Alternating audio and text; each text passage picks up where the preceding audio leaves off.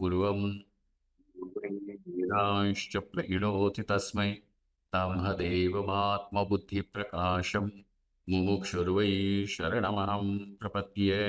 ॐ शान्ति शान्ति शान्तिः। ॐ नमो ब्रह्मादिभ्यो ब्रह्मविद्या सम्प्रदायकर्तृभ्यो वामशऋषिभ्यो महद्भ्यो नमो गुरुभ्यः। सर्वोपप्लवरहितः प्रज्ञानघनः प्रत्यगर्थो ब्रह्मैवाहमस्मि ब्रह्मैवाहमस्मि। ॐ वेदान्तार्थविभासकाय गुरवे शान्ताय सन्न्यासिने नानावादीनगेन्द्रसङ्गपवये योगीन्द्रवन्द्याय च मोहध्वान्तदिवाकराय पादाभिधां बिभ्रते तस्मै भाष्यकृते नमोऽस्तु सततं पूर्णाय बोधात्मने। ओम।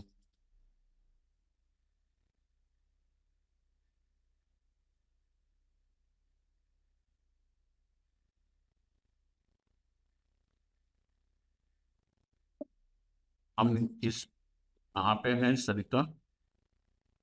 Swami ji 275 page number.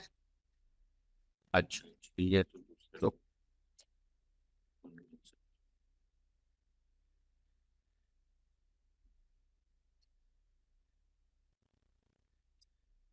अच्छा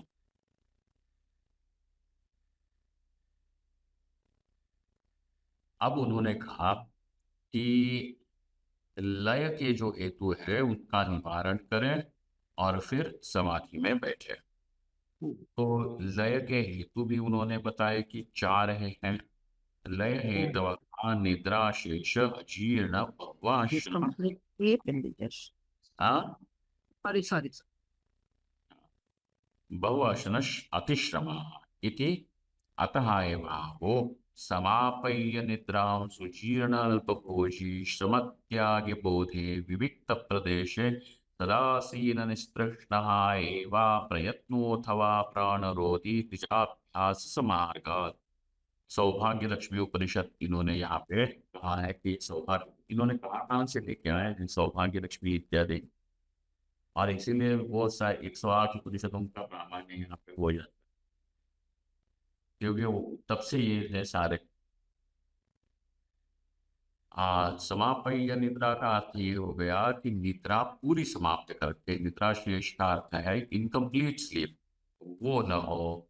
सुजीर्ण, तो भोजन जो किया हुआ है वो पचा हुआ है और उसने मल त्याग अच्छी तरह से हो गया है, इसीलिए वो जीर्ण भोजन है। अल्प भोजी होना चाहिए। हाँ, अति भोजन भी तो जो होता है वो लय का कारण है, इसीलिए अल्पभोजी को श्रम त्यागी, अतिश्रम परिश्रम बिना कारण न करें।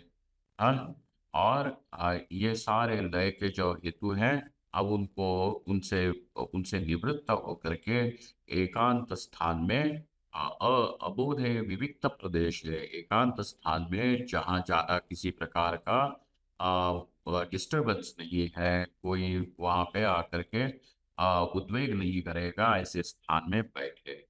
हाँ, कि ज़्यादा जोर जोर की शोर चल रहे हैं, लोग धक्के दे रहे हैं, इस प्रकार का जो जगह है वो ध्यानाभ्यास के लिए अनुकूल नहीं होती है।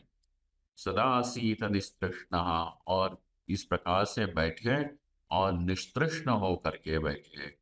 एवा अप्रयत्नो अथवा प्राणरोधी, अप्रयत्नो मतलब वहाँ पे एक तो प्रयत्न शैथिल्य जो उन्होंने पहले ही कहा है आसन के लिए, वो एक बात हो गई।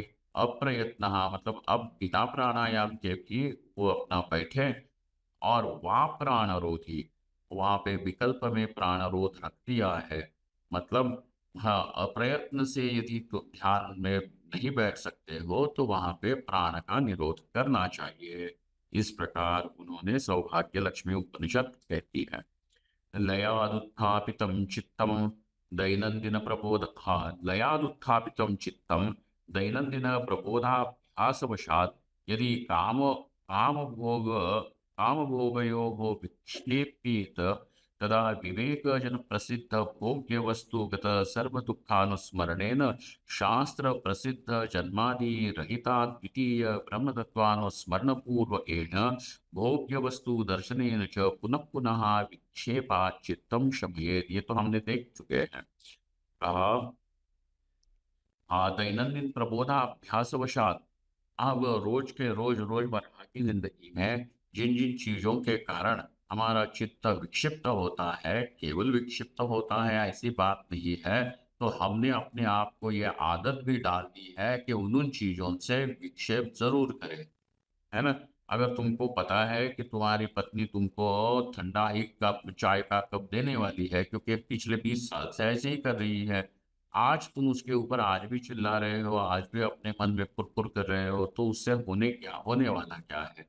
तो बात यह है कि तुम हम अपने आप को विक्षेप की आदत डाले हुए हैं। दैनंदिन प्रबोधाभ्यासवशात यदि काम काम भोगयोः विक्षेप्येत, और इस काम और भोग के कारण, भोग का मतलब केवल मजे की चीजें होती है ऐसी बात नहीं है, दुख का भी तो भोग ही होता है। तो जिन चीजों से हमें दुख का भोग होता है, तुम्हारा मतलब घर के कोई है, बाहर के कोई है, टीवी पे देखी हुई कोई न्यूज है, इस इन चीजों से क्या होगा? विक्षेप होता है।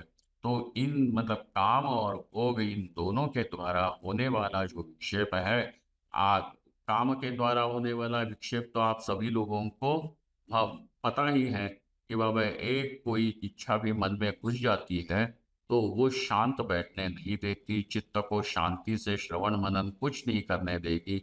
वो वो वो इच्छा मनुष्य को वहां से उठाएगी और बाहर काम में लगाएगी।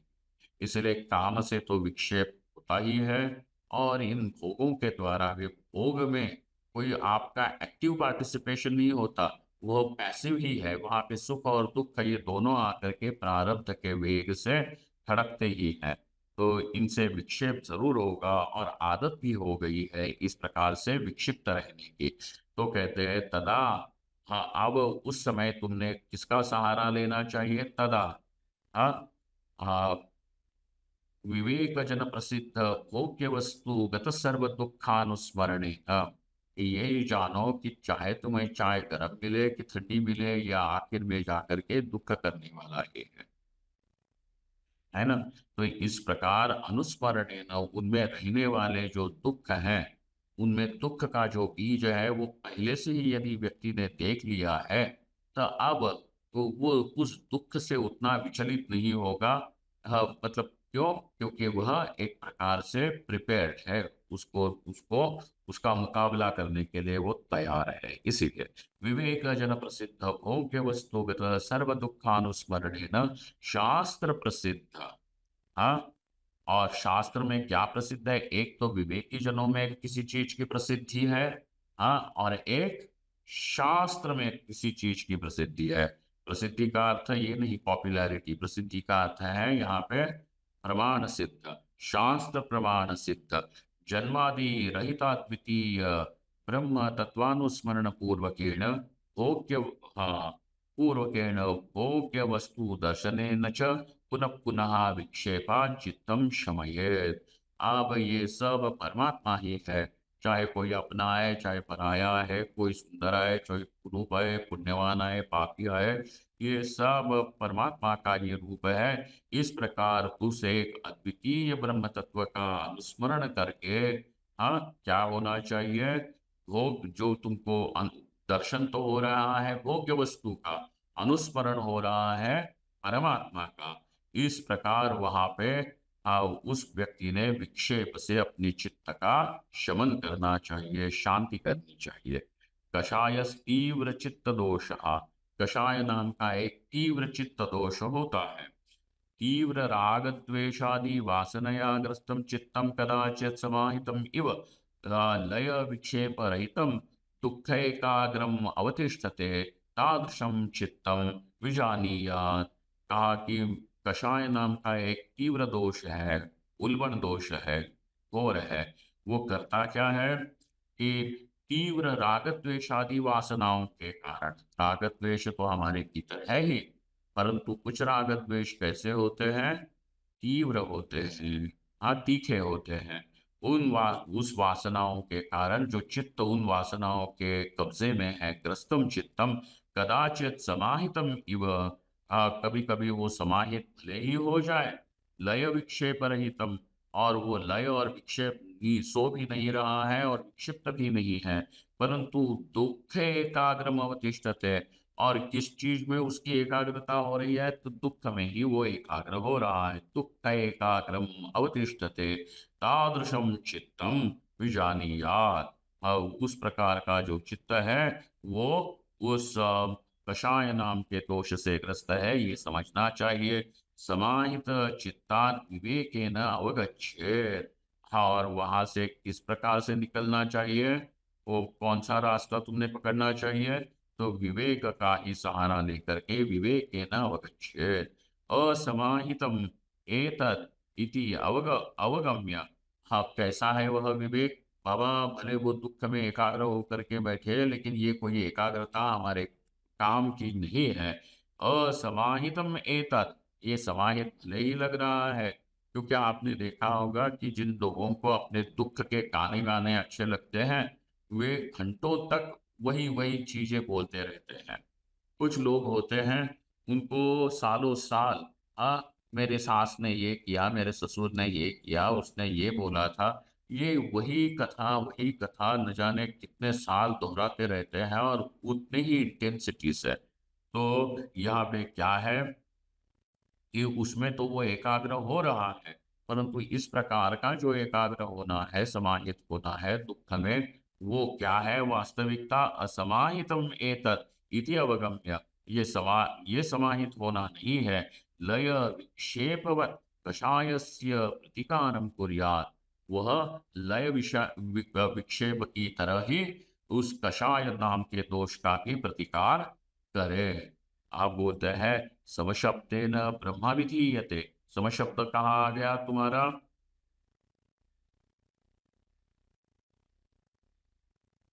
कहाँ से लेके आए समशब्द? समशब्देन ब्रह्मा विधीयते। समापय्य निद्रां सुजीर्ण अल्पभोजी श्रमत्यागबोधे विविक्त प्रदेशे सदासीत निस्तृष्णे वा प्रयत्नोत वा प्राणरोधी निजाभ्यास मार्ग। यहाँ पे ये समार का निजाभ्यास समार्गा, ये जो पद है समार्गा, इसका कोई विच्छेद है क्या? क्योंकि यहाँ पे समम सर्वेषु भूतेषु समशब्देन ब्रह्मा विधीयते।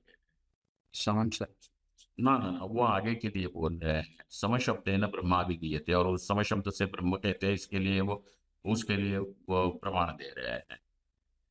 समार्गात के समार्गात कोई है क्या ये?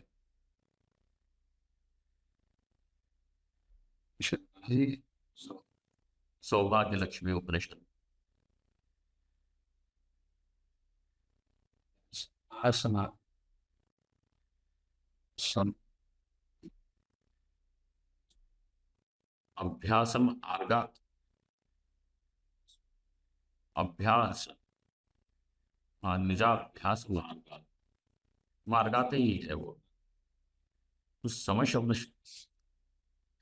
शब्द कहाँ से आए? सम सब, हाँ, उससे पहले है, देखते हैं। समाप्य निद्रा, समापय्य निद्राम, तो सम पूर्वक, हाँ, लेकिन वो वहां पे ब्रह्म के अर्थ में क्यों लगेगा? समापय्य या निद्रा, मतलब निद्रा को समाप्त करके, मतलब वहां पे बस इतना ही कहना है कि निद्रा शेष न रहे, जो लय का हेतु निद्रा शेष है वो न रहे, इतना ही उनका कहना है। तो अब एक मिनट देखते हैं यहाँ पे गौड़पादाचार्य जी का है, लये संबोधये चित्तम विक्षिप्तम शमयेत् पुनः स कषायम विजातीयात् समप्राप्तुम न चालयेत्। यहाँ इस श्लोक में आप लोगों को मिला कि नहीं? यस स्वामी जी, मिल गया सर। मिल गया? 272। आनंद तुमको मिला कि यस नहीं? स्वामी जी। स्वामी जी, मैं बुक ओपन किया नहीं हूँ क्योंकि इसी मोबाइल में ही है वो मेरा पीडीएफ। अच्छा, तो गौड़पादाचार्य जी का जो श्लोक उन्होंने पहले दिया था कि किस प्रकार ध्यान करे, समाधि का अभ्यास करे, तो उन्होंने वहाँ पे कहा लये संबोधये चित्तम विक्षिप्तम शमयेत् पुनः कषायम विजानीयात् समप्राप्तम न चालयेत्।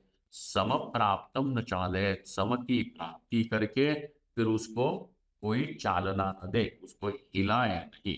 ये उस गौड़पादाचार्य जी ने कहा। तो वहां पे सम प्राप्ति के बाद हिलाए नहीं, तो वो सम है क्या कि जिसकी प्राप्ति हो गई और फिर वहां से न हिले, ये प्रश्न है।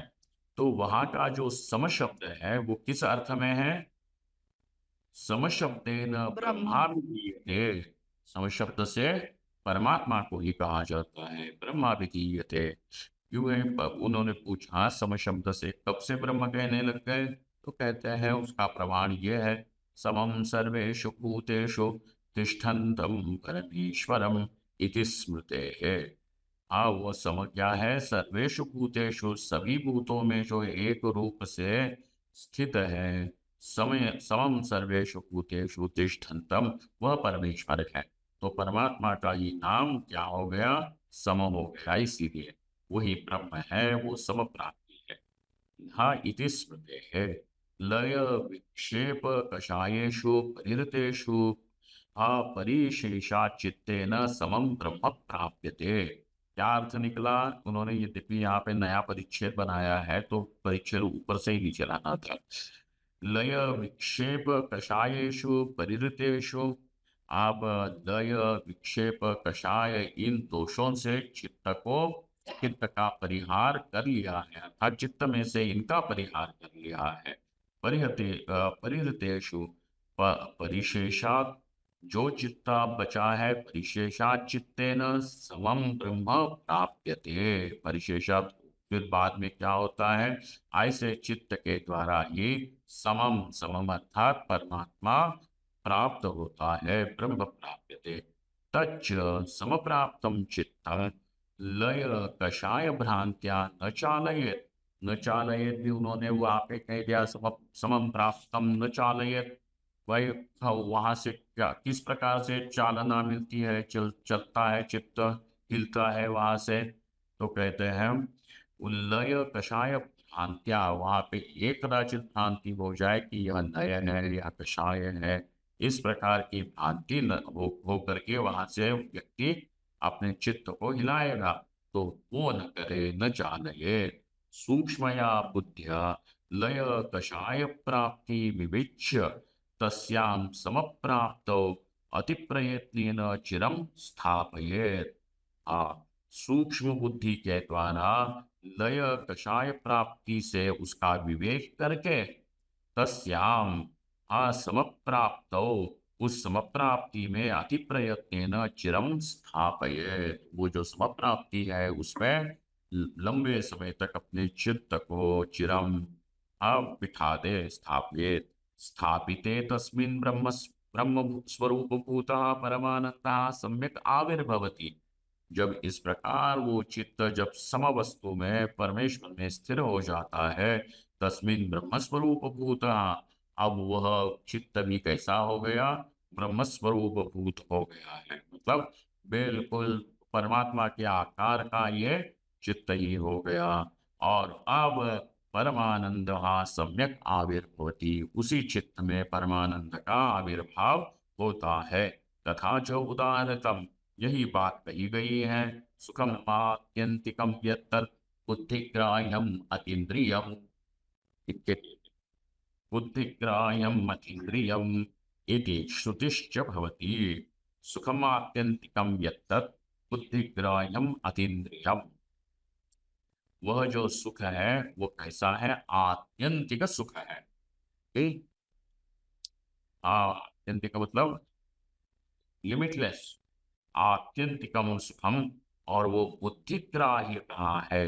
अतीन्द्रिय होने पर भी वह सुख कैसा है? बुद्धिग्राह्य है। और इसलिए वहां पे उस ऐसे चित्त में कि जो लय विक्षेप से निवृत्त हुआ चित्त है, लय विक्षेप और कषाय से निवृत्त हुआ चित्त है, वह समवस्तु परमात्मा में बैठा हुआ चित्त बिल्कुल परमात्मा के रूप का हो जाता है, ब्रह्म स्वरूप भूतः, और उसी में ये परमानंद की का अवतरण आविर्भाव होता है।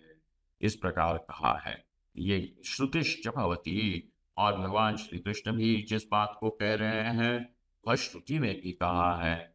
हाँ, ये कौन सा मैत्रायणी उपनिषद यहाँ मिला है। देखो कहाँ कहाँ से उत्थान करते हैं। समाधिर्निर्धूतमनस्य चेतसो निवेशितस्यात्मनि यत्सुखं भवेत् न शक्यते वर्णयितुं गिरा तदा स्वयं तदन्तःकरणेन गृह्यते।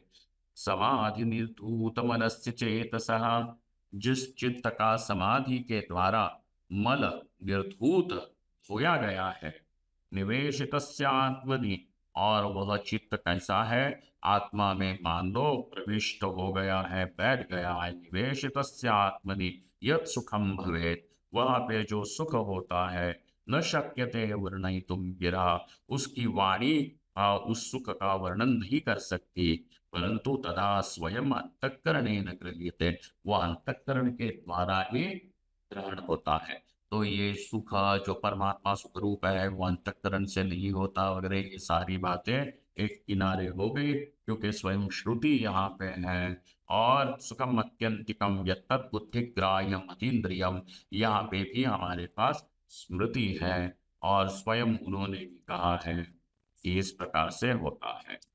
ननु समाध्याविर्भूतस्य ब्रह्मानन्दस्य बुद्धिग्राह्यत्वं श्रुतिस्मृतिभ्याम् अभिहितम् आचार्यस्तु नास्वादयेत् सुखं तत्र इति बुद्धिग्राह्यत्वं प्रतिषिध्यत इति चेत्।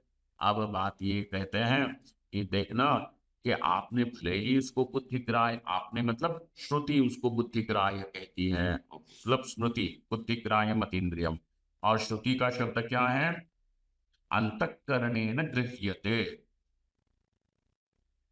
यहाँ पे लोगों को मिल रहा है कि अंतःकरणेन ग्राह्यते। यस स्वामी जी, यस स्वामी। परमात्मा, यू हैव द बुक ना? यस।